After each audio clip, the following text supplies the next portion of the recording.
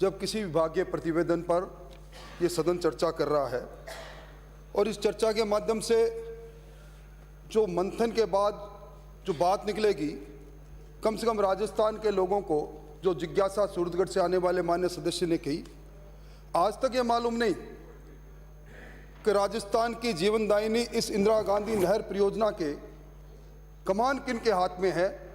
कम से कम मालवीय जी, अब राजस्थान के अवाम को ये मालूम तो पड़ेगा कि आप बांगड़ के एक आदमी के हाथ में राजस्थान कैनाल की कमान है।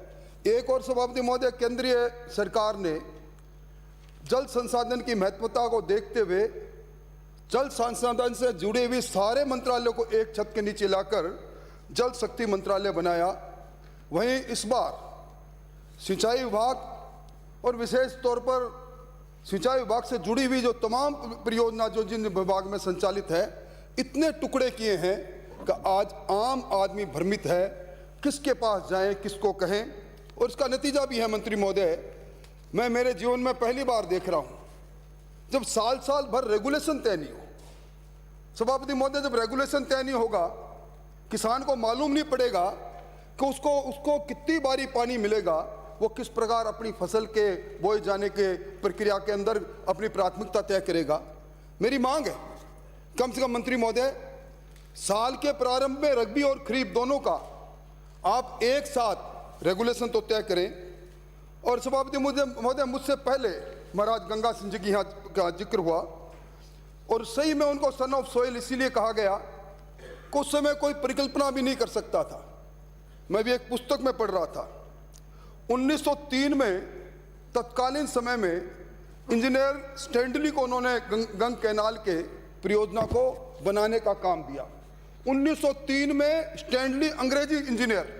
और सभापति महोदय, इस योजना को जब वो क्रियान्वयन कर रहे थे, बावलपुर के नवाब ने जब ऐतराज किया कि मेरी धरती से मैं जाने नहीं दूंगा, नहर नहीं निकलने दूंगा, उस समय 1920 में लॉर्ड कर्जन को उन्होंने कहा कि मेरे इलाके के अंदर अकाल नियति बन गई। और लॉर्ड कर्जन की मध्यस्थता के अंदर भावलपुर के नवाब को उन्होंने मुआवजा देकर मनाया और इस नहर के निर्माण के मार्ग को प्रशस्त किया। और मुझे आश्चर्य, जब मैं पूरे इतिहास को देख रहा था, 5 दिसंबर 1925 को नहर निर्माण उन्होंने प्रारंभ किया और 26 अक्टूबर 1927 को गंगानगर तक नहर का निर्माण हो गया। और सभापति महोदय, आपको मालूम है कितना पैसा लगा इसमें? 3,10,97,000। मैं समझता हूं निश्चित तौर पर जो ये मांग उठी कि उनके नाम, उनकी स्मृतियों को इस कैनाल के अंदर कहीं न कहीं ऐसी जगह बनानी चाहिए ताकि उनके द्वारा किए गए कृत्य को आने वाले पीढ़ियां याद रखे। और सभापति महोदय, 1948 के अंदर जब बीकानेर रियासत के तत्कालीन चीफ इंजीनियर कंवर सेन ने राजस्थान कैनाल की योजना बनाई, अभी आप सही कह रहे थे, 1948 के अंदर योजना बनी 66 करोड़ 67 लाख की। और आज जब मैं आपसे बात कर रहा हूं, आज ये योजना सेकंड फेज अधूरी है और उसके बाद भी 6265 करोड़ रुपए खर्च हो गया। मुझसे पहले यहाँ इंडस वाटर ट्रीटी की बात हुई, मुझसे पहले यहाँ इराडी कमीशन की बात हुई। सभापति महोदय, जब देश के अंदर विभाजन हुआ पाकिस्तान और हिंदुस्तान के बीच के अंदर, उस समय रावी, व्यास, सतलुज, झेलम और चिनाब, इन नदियों के बारे में, इनका बहाव क्षेत्र का पानी कौन से मुल्क को जाएगा, उसमें वर्ल्ड बैंक की अध्यक्षता के अंदर इंडस वाटर ट्रीटी हुई, इराडी कमीशन बना और इराडी कमीशन के आधार पर हमारा शेयर उस समय तय हुआ था, वो था 52.70। ये सरप्लस वाटर के फ्लो वाटर की बात कर रहा हूँ, और 8.6 MF। और उसके बाद सभापति महोदय, सेंट्रल वाटर कमीशन की स्वीकृति पर रावी, व्यास और इस सतलुज के संगम पर यह पोंग डैम बना। और उस पोंग डैम जब बन गया, उस समय सभापति महोदय आपको ध्यान होगा कि लोंगेवाला अकॉर्ड हुआ था और उस समय 1981 में वो राजस्थान के लिए काला दिन था, जिसका जिक्र सदन में कई लोगों ने किया। तत्कालीन प्रधानमंत्री राजीव गांधी जी की अध्यक्षता के अंदर राजस्थान के शिवचरण जी माथुर, पंजाब और हरियाणा, इन मुख्यमंत्री जी की एक बैठक हुई, उसके अंदर एक समझौता हुआ 1981 का। और हमने 8.6 MF में से 0.6 MF पानी ये कहकर छोड़ा कि अभी हमारी नहरों की क्षमता पूरी नहीं हुई है। और उस समझौतों में लिखा गया कि जिस दिन राजस्थान की नहर 0.6 MF पानी को अतिरिक्त लेने की क्षमता राजस्थान पैदा कर लेगा, उस दिन राजस्थान को ये पानी मिल जाएगा, पर वो दिन है और आज का दिन है। वर्ष दर वर्ष निकलते गए, 41 वर्ष से ज़्यादा समय निकल गया सभापति महोदय, और इस 0.6 MF पानी से 2 लाख हेक्टेयर से ज़्यादा इरिगेशन हो सकता था। NDC की मीटिंग के अंदर माननीय हमारे प्रतिपक्ष के नेता एक बार गए, इन्होंने बात उठाई। NDC की मीटिंग में मुझे एक बार राजस्थान का प्रतिनिधित्व करने की मौका मिला, मैंने ये बात उठाई, माननीय हमारे सदन के नेता ने ये बात उठाई, परंतु सभापति महोदय हमें वो पानी नहीं मिला, और हमें पानी की अब उम्मीद इसलिए भी नहीं करनी चाहिए। सभापति महोदय, मैं अभी जो पंजाब में चुनाव हुए हैं, मैं उन सारे राजनीतिक दलों का घोषणा पत्र देख रहा था। हर राजनीतिक दल ने एक ही बात कही कि पंजाब का पानी पर पंजाब का पहला हक है, पंजाब की धरती से दूसरे राज्यों में जो पानी जा रहा है उसको हम रोकेंगे। जब नियत ये हो जाए तो फिर होगा क्या? और उसी का परिणाम सभापति महोदय, आप जब कलेक्टर बिराज से थे, अचानक एक बार आपके पास गया समाचार गया और हम सब MLA को बुलाया गया। उस समय 1 जुलाई 2004 को शायद सादुलपुर से आने वाले मान्य सदस्य कोई कह रहे थे कि उस समय प्रकाश सिंह बादल चीफ मिनिस्टर थे। प्रकाश सिंह बादल चीफ मिनिस्टर ही थे, captain Amarinder Singh chief minister थे, और पंजाब की असेंबली ने पारित कर दिया सभापति महोदय 1960 के समझौतों को रद्द करने के लिए Punjab termination of agreement act 2004। हमें सब विधायकों को विशेष सत्र बुलाया गया, हम सब लोग आए और हमने उस टर्मिनेशन एक्ट को सिरे से खारिज किया। और मुझे तत्कालीन मुख्यमंत्री वसुंधरा जी को मैं धन्यवाद देना चाहूँगा। उसी समय यहाँ से दिल्ली गए सारे सांसद, चाहे किसी भी दल के हो, राजस्थान के, उनके साथ तत्कालीन प्रधानमंत्री जी के पास गए, और उसका नतीजा यह हुआ सभापति महोदय, आर्टिकल 143 के अंदर प्रेसिडेंशियल रेफरेंस हुआ। भारत के राष्ट्रपति ने इसकी वैधानिकता के लिए इसको सर्वोच्च न्यायालय में भेजा, और आज की तारीख में भी वो सर्वोच्च न्यायालय के अंदर प्रेसिडेंशियल रेफरेंस आर्टिकल 143 में पेंडिंग है। सभापति महोदय, मैं एक बड़ी गंभीर बात कहना चाहता हूँ। अभी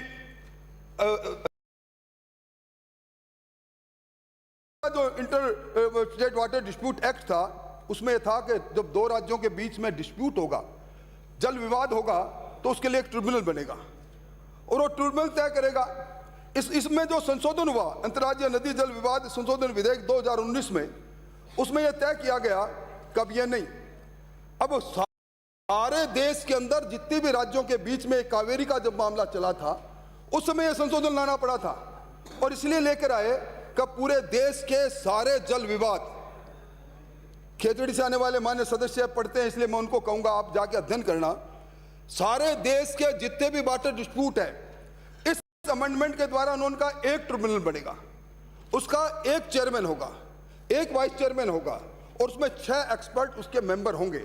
और सभापति जी महोदय, यही नहीं, इसमें एक और संशोधन कर दिया। आर्टिकल 264(2) में उन्होंने कह दिया ट्रिब्यूनल का जो निर्णय है वो सुप्रीम कोर्ट के जुडिशियल रिव्यू के से भी बाहर रहेगा, यानी सुप्रीम कोर्ट भी उसको ट्रिब्यूनल के फैसले पर जुडिशियली रिव्यू नहीं कर सकता। और उसमें भी लिखा आर्टिकल 262(3) में सारी राज्य सरकारों को कह दिया कि आपका अगर कोई इस प्रकार का डिस्प्यूट हो तो आप आर्टिकल 262(3) के अनुसार केंद्र सरकार को लिखे, केंद्र सरकार उस वाटर डिस्प्यूट जो ट्रिब्यूनल बना उसमें भेज दें। आज वो स्थिति वो नहीं। मैं सरकार को ध्यान दिलाना चाहूंगा कि इस 2019 के संशोधन के बाद हमें जो बना हुआ ये स्थायी जो मैंने जिस वाटर ट्रिब्यूनल बना है, इसके अंदर अपनी पैरवाई मजबूती से करनी चाहिए 0.6 MF के लिए। और मैं समझता हूं कि जब इसके लिए पूरा सदन एकमत है, इसमें कोई राजनीति नहीं। 1981 के बाद पुल के नीचे से कई पानी बह गया, 0.6 MF पानी उस समय तत्कालीन मुख्यमंत्री जी ने छोड़ा, पर उसके बाद हम भी शासन में आए, हम भी उसको नहीं ला पाए। आज की तारीख में इस सदन को एकमत होकर ये 0.6 MF पानी जो हमारा अधिकार है इसके लिए लड़ना चाहिए। और मैं निवेदन करूं सभापति महोदय, अब मुझसे पहले, क्योंकि आपने मुझे कहा मैं निश्चित समावधि में अपनी बात को समाप्त करूंगा, पर ये जो राजस्थान कैनाल जिसका नाम 2 नवंबर 1984 को तत्कालीन प्रधानमंत्री जी के नाम से इंदिरा गांधी कैनाल बना, इसकी बुनियाद तो महाराज गंगा सिंह जी ने रखी थी। यह गंग कैनाल का वृहद प्रोजेक्ट ही था। और मैं निवेदन करूं सभापति महोदय, यह 1958 की बात इन्होंने की, शिलान्यास हुआ गोविंद बल्लभ भाई पंत ने किया। 11 अक्टूबर 1961 को नौरंगदेसर से जल प्रवाह करके और तत्कालीन उपराष्ट्रपति राधा कृष्णन जी ने इसका उद्घाटन किया। और सभापति महोदय, मैं इस बात इसलिए लंबी नहीं करूंगा, ये फिरोजपुर हेड से राजस्थान नहर पंजाब और हरियाणा के अंदर हमारी मेन कैनाल 204 किलोमीटर है, और उसके बाद मसीताबाड़ी से मोहनगढ़ तक हमारी कैनाल है 445 किलोमीटर, और 9060 किलोमीटर इसकी वितरिकाएं हैं। अब एक समय था जब एक बूंद बूंद की पानी के लिए तरसा करते थे। आज अभी टीवी से आने वाले माननीय सदस्य अपनी बात कह रहे थे कि उनका इलाका सेमग्रस्त हो गया। मैं समझता हूं निश्चित तौर पर हमें इस बात की चिंता करनी पड़ेगी। आज की बात नहीं है सभापति महोदय, हर वर्ष, या मैं कोई सरकार पर आरोप नहीं लगा रहा मंत्री महोदय, पर कोई ऐसा वर्ष नहीं रहा हमने अभी गेटों की मरम्मत पर पाकिस्तान में पानी नहीं जाए आवश्यक धनराशि भी खर्च की। पर आप पिछली बार ही देख लें, 6000 क्यूसेक पानी गेट से निकालना पड़ा। गेट से इसलिए निकालना पड़ा कि आज की तारीख में हमारी नहर की जो एक्चुअल कैपेसिटी 18,500 क्यूसेक की वो नहीं है। हमें 12,000 क्यूसेक पानी जब लेते हैं तो नहर हाँफने लग जाती है। और मैं एक बात और सदन को याद दिलाना चाहता हूं और प्रतिपक्ष के नेता को भी याद दिलाना चाहता हूं। 2007 का जून का महीना हमारी तत्कालीन मुख्यमंत्री वसुंधरा जी ने फिरोजपुर हेडवर्क से लेकर और मोहनगढ़ के टेल तक की यात्रा की, जिसमें हम सब लोग भी समय समय पर शामिल हुए। और उन्होंने जब अपनी आंखों से देखा, नहर के रिसाव को देखा, पानी की बर्बादी को देखा, सतीगढ़ से फीडर को देखा, तब 2008 के अंदर, मंत्री महोदय आप लिख लो चाहे, 2008 में पंजाब क्षेत्र में जो बने फीडर उसके लिए 952 करोड़ रुपए, हरियाणा फीडर जो बना हुआ है उसमें अंदर 421 करोड़ रुपए इसकी लाइनिंग और मरम्मत के लिए सेंट्रल वाटर कमीशन से मंजूर कराए। आपके पास मंजूरी आई, तब तक हमारी सरकार बदल गई। नवंबर 2009 के अंदर मंजूरी आई और उसमें शर्त रखी थी कि 2014 तक ये काम पूरा होना है। पर चूंकि कई बार हमें राजनीतिक रूप से इसको वाह हमें मिलेगी, उसको वाह मिलेगी, इस चक्कर में हमने इस काम को चालू नहीं किया। और सभापति महोदय, इसका परिणाम क्या निकला? अभी ओसियां से आने वाली माननीय सदस्य कई बात कह रही थी, मैं उनकी बात को काटूंगा नहीं, पर मैं जो तारीख बता रहा हूं, मैं चाहूंगा कि मंत्री जी आप चाहे लिख लें। 13 नवंबर 2015 केंद्रीय जल आयोग की बैठक 127वीं बैठक, उसमें फिर 2015 में 127वीं बैठक में 1305 करोड़ रुपए सरहद फिल्टर और 671 करोड़ रुपए ये जो हरियाणा का पोर्शन उसके लिए मंजूर हुआ है। और उसके बाद ये जो आप 1976 करोड़ की परियोजना की बात कर रहे हो ना, मैं समझता हूं हर मामले में नहीं। अभी एक माननीय सदस्य कह रहे थे कि सरकार अपने खुद के बजट ऐड से कर रहे हैं, खुद के बजट ऐड से नहीं कर रहे, ये सेंटर सरकार का, इसमें शेयरिंग है राजस्थान का, मैं मानता हूं। पहले 90-10 था, उसके बाद 60-40 हुआ, पर ये वही स्कीम है जो मैंने कहा वाटर कमीशन की 127वीं बैठक में हुई। इसके अंदर ये पैसा जो आपने बजट में इस बार घोषणा की ना, और मैं निवेदन करूं मंत्री महोदय, आपने बजट में घोषणा करवाई 1920 के पैरा 55 में 1976 करोड़ की, जो उस समय भारतीय जनता पार्टी के समय में तत्कालीन समय के अंदर केंद्र सरकार के सहयोग से पारित।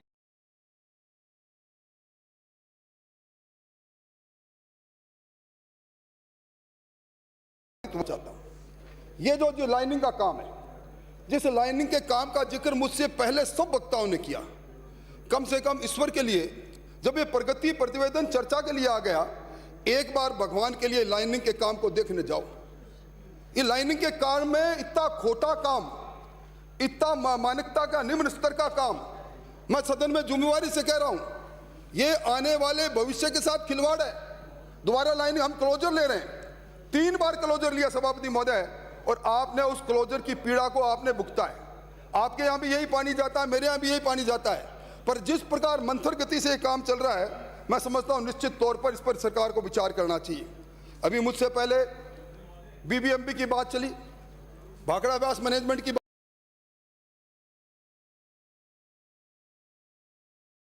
बात महोदय, कई बार इतिहास में वो गलतियां हो जाती है जिनको वर्षों वर्षों तक हम नहीं सुधार सकते। जब पंजाब रीऑर्गेनाइजेशन हुआ और ये एक्ट बना, पंजाब रीऑर्गेनाइजेशन एक्ट, ये 1 नवंबर 1966 में जब पंजाब और हरियाणा अलग अलग हुए, तो पंजाब पुनर्गठन अधिनियम 1966 के नियम 79 मैं पढ़कर सुनाना चाहता हूं। Bhakra Management Board, the central government shall constitute a board to be called the Bhakra Management Board for the administration, maintenance, operation of the following works namely number A the irrigation head works at Ropar, Harike, Ferozepur. मतलब इसके अंदर क्या है सभापति में, the central government शैल। और यही नहीं सभापति महोदय, एक राजस्थान उच्च न्यायालय का निर्णय, मंत्री महोदय आप लिख ले चाहे, यह है डीएम सिंघवी वर्सेस राजस्थान सरकार। इसने साफ कहा कि बीबीएमबी के अंदर राजस्थान की स्थायी सदस्यता दो। यह कोर्ट ने सारी बात सुन के कही और उसके बाद पंजाब चला गया, स्टे ले लिया पंजाब में और वो स्टे पड़ा है। मैं समझता हूं दो तरफ से अपने को लड़ाई लड़नी चाहिए। जब तक ये बीबीएमबी में हमारा प्रतिनिधि नहीं बैठेगा, हमें न्याय नहीं मिलेगा। आज सभापति महोदय आपने देखा होगा गंगानगर में आंदोलन चला, गंगानगर में आंदोलन चला, किसानों ने कहा पंजाब हमारे पानी पर डंडी मार रहा है। मैं समझता हूं निश्चित तौर पर ये जो सेंट्रल गवर्नमेंट का शब्द है, the central government shall be constitute, हमें केंद्र सरकार पर भी दबाव डालना चाहिए। हमें कहा है सुप्रीम कोर्ट से उस स्टे को खारिज कराने की भी कोशिश करनी चाहिए और हम समय संकल्पबद्ध होना चाहिए कि हम बीबीएमबी में राजस्थान सदस्य बने, इसके लिए हम संकल्पबद्ध रहें। सभापति महोदय मुझे मालूम है मैं अभी निश्चित समय में अपनी बात को समाप्ति की ओर जा रहा हूं, परंतु सभापति महोदय मुझे भी पीड़ा है, तारानगर से आने वाले मान्य सदस्य उनको भी पीड़ा है। हम लोग हम लोग जो इंदिरा गांधी नहर परियोजना का पानी आता है, हम 10 जिले उसको पीते हैं और हालत के मेरे से पहले जिन्होंने बताया ये 2 करोड़ 26 लाख लोग पीते हैं सभापति महोदय, और उसमें 20% लोग तो हमारे ढाणिया में रहते हैं। इन 10 जिलों में चूरू, गंगानगर, हनुमानगढ़, बीकानेर, जैसलमेर, जोधपुर, नागौर, बाड़मेर, झुंझुनू और सीकर। 20% सदस्य लोग आज भी नेता प्रतिपक्ष ढाणी में रहते हैं। नहर का पानी आता है, रॉ वाटर को अपने उसमें डिग्गी में डालते हैं और उसको पीते हैं। और सभापति महोदय आपको आश्चर्य होगा, ये जो सतलुज नदी है इसके पैरेलल 2 नाले चलते हैं बड़े बड़े, एक चिटीबई नाला और काला सिंधिया नाला। ये नाले एक सतलुज के उत्तर की तरफ चलता है तो एक दक्षिण की तरफ से, और जलंधर, फगवाड़ा, कपूरथला, नकोदर का सीवरेज का, फैक्ट्रियों का, चमड़ा उद्योग का पानी और चिटीबई नाले से उस सतलुज के दरियाओं में 35 नगर पालिकाओं का और 2500 फैक्ट्रियों का सीधा पानी ड्रेनेज और सीवरेज का आता है। ये 723 क्यूसेक है। एक रिपोर्ट प्रकाशित हुई थी, एनजीटी ने जुर्माना किया। और मैं समझता हूं अभी भास्कर की जिनका जिक्र इन्होंने किया, भास्कर की नहर यात्रा में एक मैं शीर्षक पढ़ रहा था, जानिए कैसे जीवनदानी पानी बीमारी बांट रही है आपको।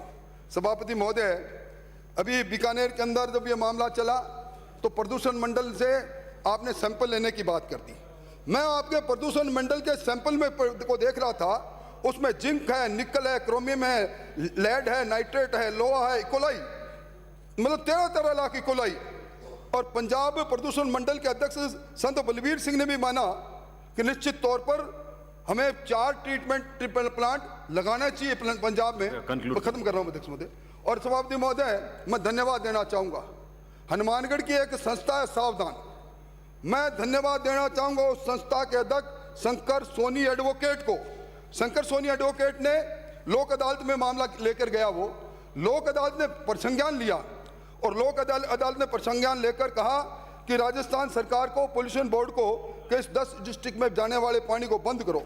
और यही नहीं, लोक अदालत के निर्णय पर राजस्थान की सरकार गई हाईकोर्ट में, लोक अदालत का फैसला मान नहीं ले, एनजीटी जुर्माना कर रहा है। और ये रिट पिटीशन 1291 2012 इसमें स्थगन ले लिया, आप ही थे, मैं नहीं था।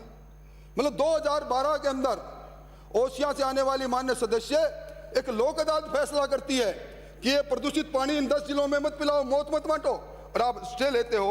और मैं समझता हूं कि अभी भी राजस्थान उच्च न्यायालय में अभी एक रिट पिटीशन थी 25 मई 2018 को, ये डीके गौड़ की, उसके अंदर भी एडवाइजरी जारी की, उसमें भी कुछ नहीं हुआ।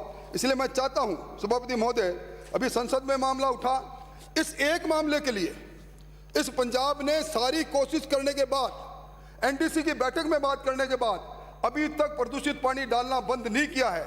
ये मौत का मंजर है, ये मौत बांटने का काम हो रहा है। मैं समझता हूं इसके लिए हम सब लोग मिलकर जवाब वो बनाना चाहिए। और अंत में मैं इस प्रगति प्रतिवेदन को देख रहा था। मैं एक बात कहकर बात समाप्त करता हूं। इस प्रगति